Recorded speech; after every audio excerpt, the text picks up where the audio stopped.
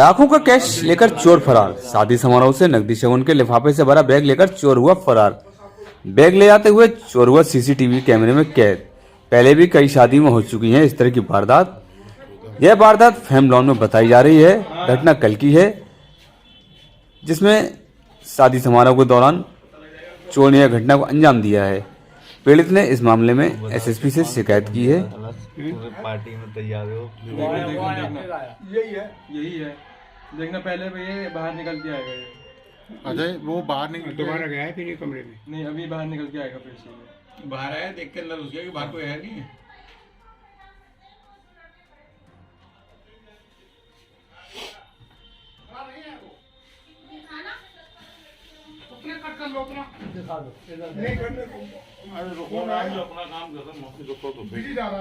इनके साथ में थे अंदर।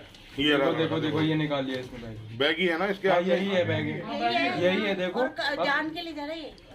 अब इधर वाले रूम वाला कमरा महिलाओं के हित, रक्षा सुरक्षा, छात्र छात्राओं का हित समाजवादी पार्टी में सुरक्षित।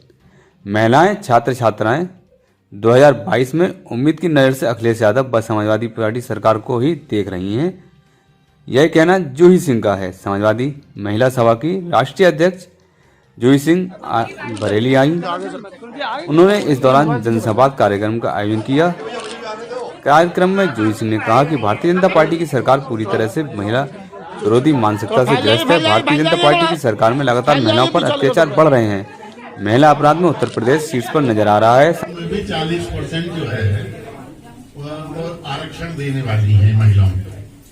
तो इसमें मैं आपसे पूछना ये चाहूंगा कि सबसे पहले कि ये महिलाओं के बारे में 40% महिलाओं को टिकट मिलेगा। मैं ये कह सकती हूँ कि सबसे ज्यादा महिला हमारी सहयोगियों ने समाजवादी पार्टी में टिकटों के लिए आवेदन किया है और मेरे राष्ट्रीय अध्यक्ष और हम सब की कोशिश रहेगी कि हर उस महिला को टिकट मिले जो लड़ना चाहती है सशक्त तरीके से, जो काबिल हो उस सीट के लिए। और फिर हमारी जिम्मेदारी बन जाती है कि उसको हम जिता कर ले जाएं। हम केवल टिकट देकर नहीं छोड़ देंगे। दूसरी बात, किसी अन्य पार्टी ने कहा कि आरक्षण देंगे। जरूरी है कि आपका होमवर्क करके आना चाहिए कि वो आरक्षण देंगे कैसे।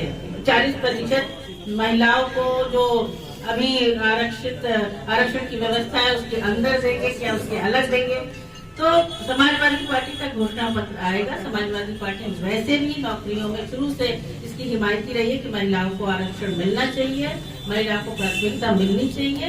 और साथ ही महिलाओं के लिए विभिन्न योजनाएं जो हमने ऑलरेडी लॉन्च की हैं उसके बारे में मैं दोबारा यहाँ बताकर, चाहे वो 10 रुपये हो, समाजवादी पेंशन हो, पढ़ाई के लिए बेटियों को छात्रवृत्ति हो, ये सब बढ़ाकर ही करेंगे और करेंगे कि एक सशक्त महिला आए, विधानसभा में महिला को पहुंचाएंगे जिससे वो अपनी आवाज उठाएं। और यही हमारी प्रतिबद्धता भी है, यही हम लोग काम भी कर रहे हैं।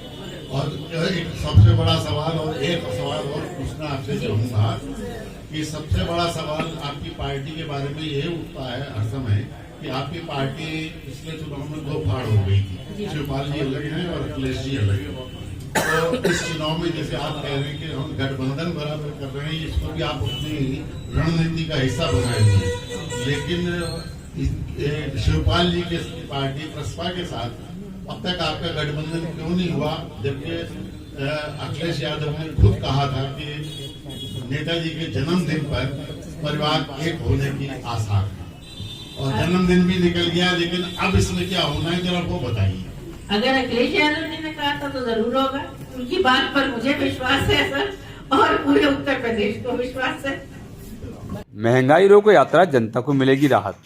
जन अभियान पार्टी महंगाई के विरोध में महंगाई रोको यात्रा 26 दिसंबर लखनऊ से निकालेगी। समारोह में व्यापारी एवं कार्यकर्ताओं द्वारा राष्ट्रीय अध्यक्ष को बड़ी माला प्रतीक चिन्ह पहनाकर जोरदार स्वागत किया गया। राष्ट्रीय अध्यक्ष ने कहा कि आज महंगाई से देश की जनता आज जन अभियान पार्टी के द्वारा बरेली जनपद में हमारा आगमन हुआ है। क्योंकि पश्चिमी उत्तर प्रदेश के 3 दिनों का हमारा दौरा है।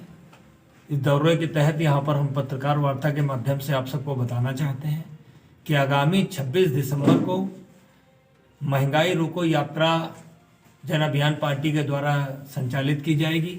उसका शुभारंभ लखनऊ में 1090 चौराहे पर किया जा रहा है और इसमें बड़ी संख्या में व्यापारी, महिला, युवा गरीब जनता इसमें हिस्सा लेगी और निश्चित रूप से सभी सरकारों को ये बताने का काम करेगी कि महंगाई आज सबसे बड़ा मुद्दा है। एक तरफ आप लोग देख रहे हैं कि सभी बड़े बड़े राजनीतिक दल क्या कर रहे हैं, कोई विजय यात्रा में निकालने में मशगूल है, कोई अपनी स्वाभिमान यात्रा निकाल रहा है, कोई प्रतिज्ञा यात्रा निकाल रहा है, मगर महंगाई पर किसी को चिंता नहीं है।